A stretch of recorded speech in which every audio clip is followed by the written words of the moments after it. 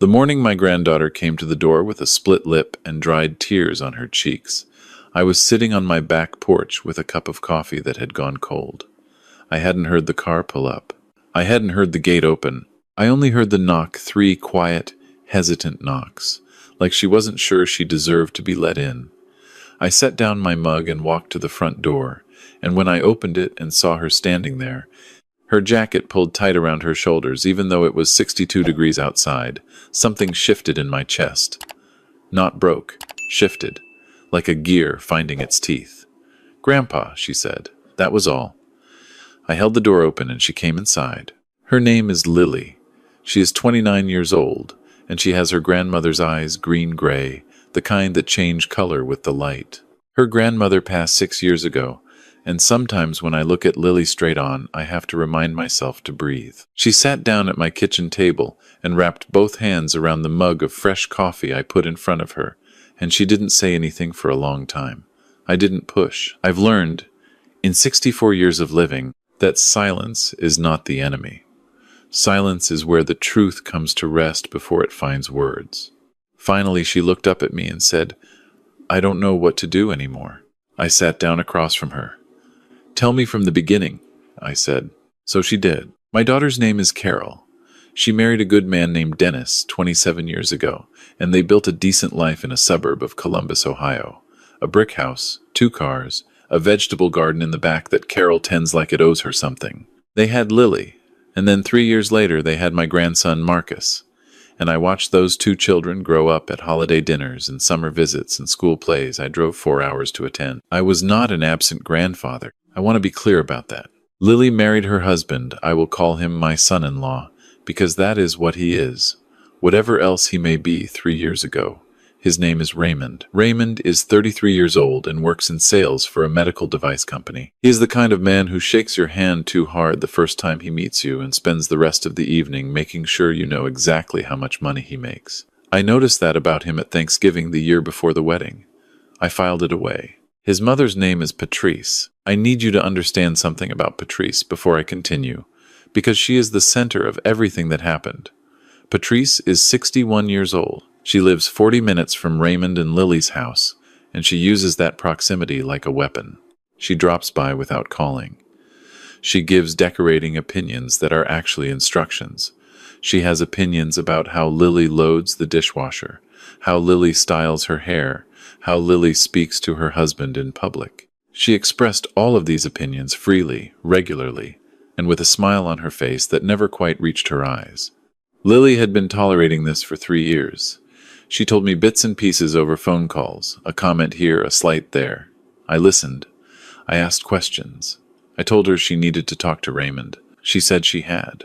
She said Raymond told her his mother meant well, that she just had a strong personality, that Lily needed to be more patient. What Lily did not tell me, until that morning at my kitchen table, was how bad it had actually gotten. It started escalating, she said, about 8 months before she showed up at my door. Patrice had begun making comments about children specifically, about why Lily and Raymond didn't have any yet. Not gentle nudges, pointed remarks. At dinners, at family gatherings, once in the middle of a grocery store when she ran into Lily by accident. "A woman your age," she said once, "doesn't have the luxury of waiting." Lily was 28 years old. Then came the incident at Easter. Raymond's family does Easter at Patrice's house every year. Patrice cooks for 12 people and expects compliments on every dish.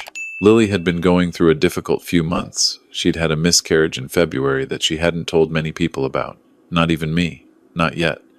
She was quiet at dinner. She wasn't eating much. Patrice noticed and made a remark across the table, in front of everyone, about how Lily was wasting away, and maybe that was why she couldn't keep a pregnancy. The table went silent. Raymond said nothing. Lily excused herself and went to the bathroom and cried. Then she came back out and finished the meal, because she didn't know what else to do. When she told me this part, I put my hand on the table, not on her hand, just near it, because I didn't trust myself to speak for a moment. "What did Raymond do after?" I asked. My voice was even. I've had a lot of practice keeping my voice even. "He said she didn't mean it that way," Lily said. "He said I was being sensitive." I picked up my coffee. I set it back down. "Is that when your lip?" I gestured. Lily shook her head. That was last week. Last week had been a Sunday. Raymond's family had gathered at his parents' house, Patrice and her husband Gerald, for Gerald's 65th birthday. Lily had brought a cake she'd baked herself, a lemon cake with cream cheese frosting, because she'd asked Raymond what his father liked, and she'd tried. She'd tried for 3 years. She was still trying. Patrice had looked at the cake when Lily set it on the counter and said, loud enough for the room to hear, "Oh, homemade." The way she said it made homemade sound like a polite word for something worse. Lily didn't respond. She went to help set the table. Later, when they were cutting the cake, Gerald said it was delicious. He meant it. He's always been a decent man, Gerald, quiet, a little checked out, but decent. Patrice watched him say it, and something shifted in her face. She looked at Lily and said, "I hope you didn't use that recipe from the internet. Some of those have so much sugar it's almost irresponsible to serve to an older person." Gerald laughed it off. Raymond was looking at his phone. Lily said quietly, "It's a family recipe. My grandmother's." Patrice said, "Well, just that. Just well." And the way she let the words sit there in the air, heavy and pointed, made everyone in the room feel it. Lily picked up her purse from the counter to put it in the other room. Patrice was standing near the doorway. As Lily passed her, Patrice reached out and grabbed Lily's arm. Not gently. She grabbed it and said, low enough that only Lily could hear, "You are never going to be what my son deserves. I want you to know that I know that, even if he doesn't yet." Lily pulled her arm away. She lost her balance slightly. Patrice had grabbed her near the kitchen door, and when Lily pulled back, she caught the edge of her mouth on the door frame. Not badly. Enough. Raymond drove them home. Lily waited until they were inside the house, and then she told him exactly what his mother had said and exactly what had happened. She showed him the small cut at the corner of her mouth. Raymond said, "She probably didn't mean to grab you that hard." Lily looked at her husband for a long moment. Then she got in her car and drove to my house. 4 hours. She arrived at 6 in the morning. She knocked 3 times like she wasn't sure she deserved to be let in. I listened to all of it. When she finished, I stood up and I poured us both more coffee, and I stood at the kitchen window for a moment, looking out at the yard. The oak tree I planted the year Carol was born was turning orange at the edges. I thought about the first time I held Lily in the hospital. I thought about her grandmother's eyes. Then I turned around and I said, "I need to make a phone call." Lily looked at me. "To who?" "An old colleague," I said. "Don't worry about it right now. Are you hungry?" She stared at me. "Grandpa, I just told you all of that, and you want to know if I'm hungry?" "A person thinks more clearly after breakfast," I said. "Scrambled or fried?" She almost laughed. "Almost. Scrambled," she said. Here's what Lily did not know about me, and what I had never told her, because it never came up, or perhaps because I am, at my core, a private person who learned a long time ago that what you know and what you reveal are two very different instruments. I spent 31 years as a civil litigation attorney. I retired at 62, 2 years before her grandmother passed, because I wanted to be home. I'd spent a career in courtrooms and depositions, and I wanted finally to tend to my own life the way you tend a garden, quietly, patiently, with both hands in the soil. So I retired, and I came home, and I was there when Eleanor got sick, and I was there at the end, and I was there after, and I don't regret a single day of that. But I still know the law, and I still know people. The colleague I called that morning is a woman named Sandra. She and I worked together for 11 years at the same firm, before she went on to become one of the better personal injury and civil harassment attorneys in the state of Ohio. We have stayed in touch. She is sharp, thorough, and has no patience for bullies of any kind. I left her a voicemail at 7:15 in the morning, and she called me back before 8. I walked out to the back porch to take the call so Lily could eat in peace. "Tell me what happened," Sandra said, by way of greeting. I told her. All of it. Methodically, in the order it occurred, with dates where I had them. Sandra asked 4 clarifying questions. Then she was quiet for a moment. "Physical contact without consent," she said. "Intentional infliction of emotional distress. The comments about the miscarriage alone." She paused. "Does your granddaughter have documentation of anything? Messages? Dates? Witnesses?" "I don't know yet," I said, "but I can find out." "Get me documentation," Sandra said, "and get me a timeline. If what you're describing is accurate, we have a civil harassment claim at minimum, possibly more. And the physical contact, even if it seems minor, that's battery. Technically. It's simple assault in Ohio. That's criminal territory. I thanked her and went back inside. Lily was finishing her eggs. She looked up when I came in and I sat across from her and I said, I need to ask you some things. Okay, she said. Has Patrice ever put her hands on you before last week?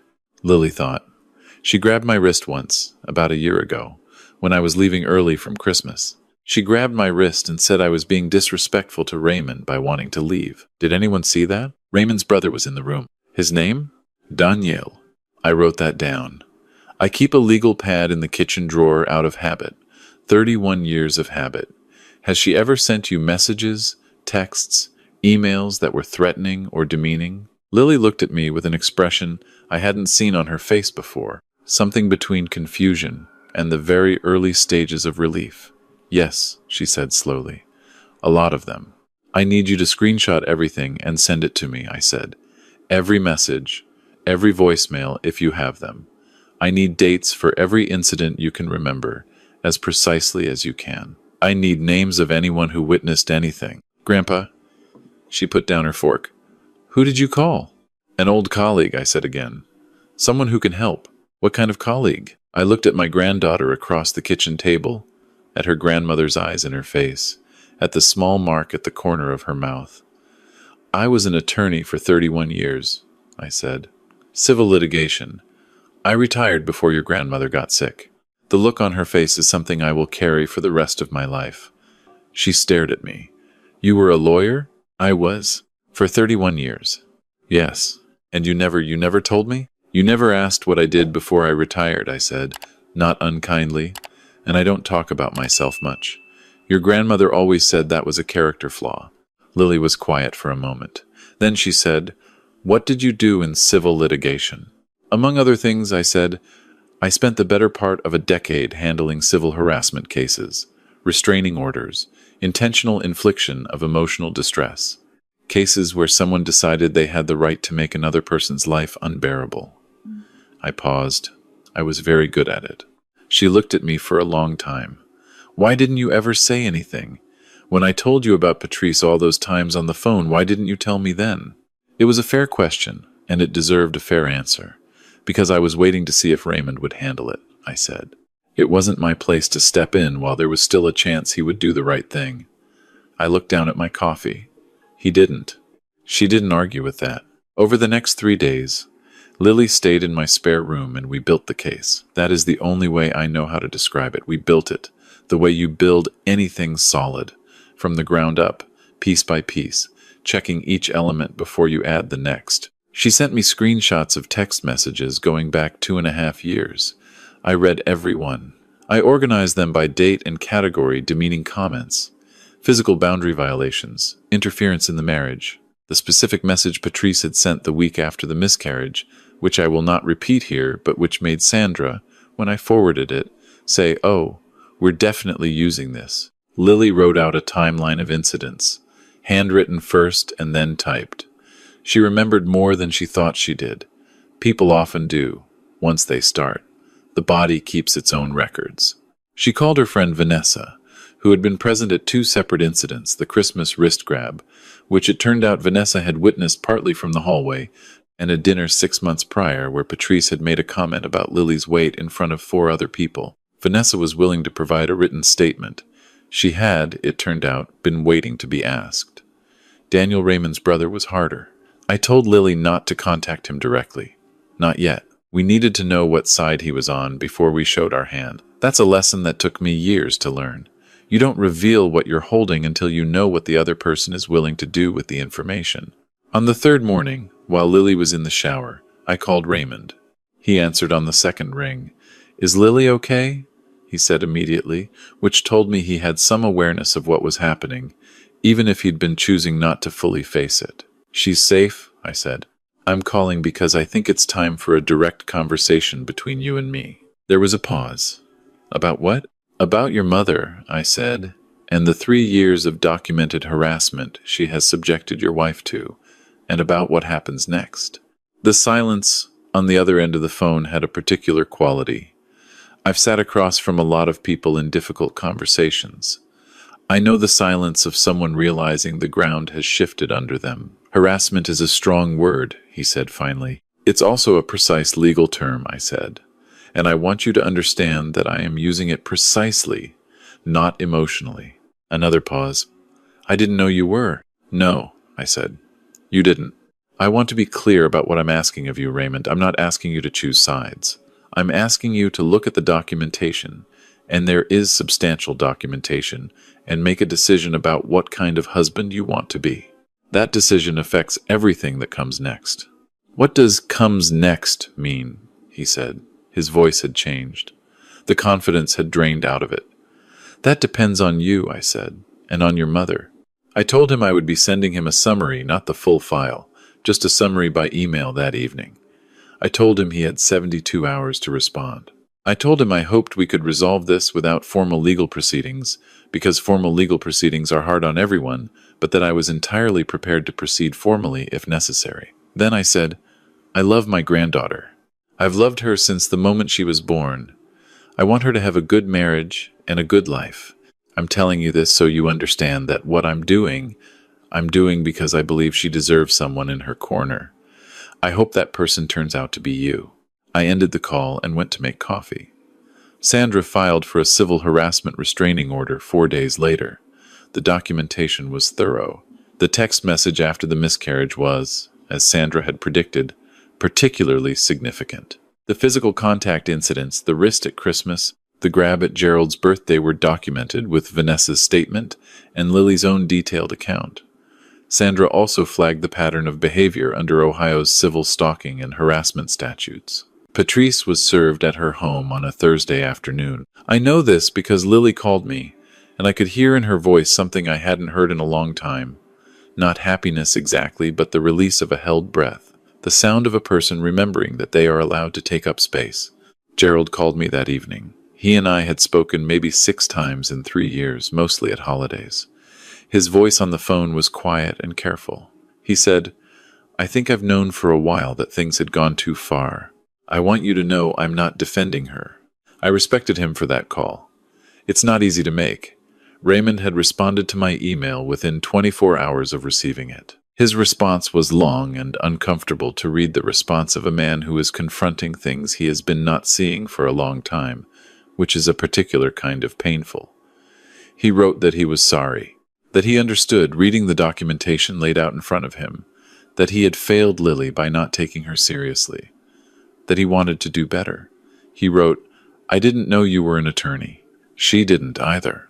I don't think that changes what we did or didn't do, but I want you to know it's not why I'm responding the way I am. I'm responding this way because when I read it all together, I couldn't pretend anymore. I appreciated that. A man who can say I couldn't pretend anymore is a man who might still find his way. Lily and Raymond had a long series of conversations over the following weeks. I stayed out of them. I had done what I could do. The rest was theirs to navigate. She told me, in pieces over phone calls, that they were seeing a couples therapist. That Raymond had told his mother, in clear terms, that her behavior had consequences. That Patrice, for the first time in 3 years, was being made to understand that her son had a wife, and that his wife was not optional. The restraining order was granted. Patrice was required to have no contact with Lily for 3 years. Violations would be criminal. Sandra did what she always does. Thorough, precise, no drama. I sent her a bottle of wine and a handwritten note. She called me to say thank you and said, You know you could still be doing this. I know, I said. I like my garden. She laughed. You always were stubborn. Careful, I said. My granddaughter calls it principled. On a Sunday, about 6 weeks after all of it, Lily drove up to my house again. This time she didn't knock hesitantly. She used her key. I had given her a key years ago, and she came in through the back door while I was in the garden, and she called out, I brought lunch. We ate on the back porch. Turkey sandwiches and chips and lemonade she'd made herself. The oak tree had gone fully orange by then, the leaves just beginning to come down.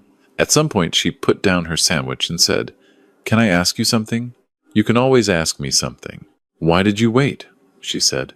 When I'd tell you things on the phone, why didn't you step in sooner? I'd been thinking about how I'd answer this question, because I knew it was coming. Because it wasn't mine to solve, I said. You were an adult. Raymond was your husband. The relationship was yours. If I had stepped in the first time you mentioned Patrice making a comment, I would have been substituting my judgment for yours. That's not respect. That's just a different kind of control. She was quiet. But you came to me, I said. When it became too much, you came to me. And that's what mattered. I was here. She looked at me for a moment, and then she said, Grandma would have liked this. You telling me the whole thing. Your grandmother, I said, would have handled it herself, and not told anyone until it was done. Lily laughed. A real laugh, full and unguarded. I haven't heard that laugh in a long time. That's true, she said. The leaves came down around us, and the lemonade was good, and the afternoon was quiet. I thought about what it means to hold something for a long time without using it. 31 years of learning how the law works, how power works, how people work, carrying all of that quietly, mostly invisible, going about an ordinary retired life with a garden and cold coffee on a back porch. There are people who would say, I should have spoken sooner. There are people who would say, I should have stayed out of it entirely. I've made peace with the fact that I can't satisfy both. What I know is this. My granddaughter came to my door at 6 a.m. with her grandmother's eyes and a cut at the corner of her mouth, and she said, I don't know what to do anymore. And I knew what to do. I had always known what to do. I had just been waiting for the moment when knowing was the right response. Lily stayed for dinner that Sunday. I made the chili I've been making since 1987, the one Eleanor always said was too spicy, and then ate 2 bowls of. We sat at the kitchen table until the sun went down, and she told me about the therapist she'd started seeing on her own, separate from the couple's sessions, and about the promotion she was up for at work, and about a weekend trip she and Raymond were taking to the lake. She talked about the future. That's what I noticed.